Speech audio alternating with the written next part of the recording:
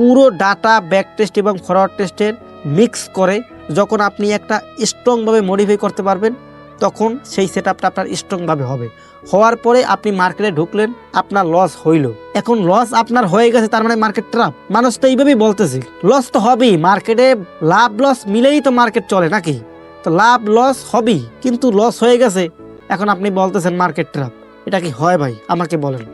মার্কেটের মনে লস হয়েছে, এটা তো আপনি জানেন আমার লস হয়ে গেছে। এখন ট্র্যাপ বলতে কি বোঝায়? আবার প্রফিট হবে, লস হবে, এটা মিলেই তেলেইয়া, কিন্তু এটা আপনাকে মেনে নিতে হবে। কিন্তু সেই লসটাকে মানুষ বলে ট্র্যাপ করতেছে। সে একটা ট্রেড নিল, সেটা লস হয়ে গেল, সেটাকে সে ট্র্যাপ বলে চালিয়ে দিল। এটা কি ভাই হয়? আবার দেখতেছি মানুষ ট্র্যাপ নিয়েও নাকি শিখাইতেছে। হারে কপাল, ট্র্যাপ নিয়েও নাকি মানুষকে ক্লাস করাইছে, মানুষকে বুঝাইতেছে কোন জায়গায় ট্র্যাপ করতেছে। আপনি যদি স্ট্র্যাটেজি না বানান, আপনাকে ট্র্যাপ বুঝেই কার লাভ হবে? 100 স্ট্র্যাটেজি আছে, কথার কথা আবার বুঝছেন, 100 মানুষের 100 স্ট্র্যাটেজি। 100 স্ট্র্যাটেজিতে 100 এরকমের মানে লস হবে। তার মানে 100 লসের ডিটেল কি আপনি জানা দরকার আছে? আমার কথা মনে হয় বুঝাতে পারি নাই। ধরেন 100 মানুষ এখানে আসছে, 100 মানুষের 100 রকমের স্ট্র্যাটেজি আছে। যে যেই কনসেপ্টে ট্রেড করে, তার ধরেন নিজস্ব একটা সেট আপ বানানো আছে, ব্যাক টেস্ট করা আছে, ফরওয়ার্ড টেস্ট করা আছে, তার মন মতো করে সে বানাইলো। এখন তার যে লস হলো, সেটাকেই তো তারা মূলত ট্র্যাপ বলে।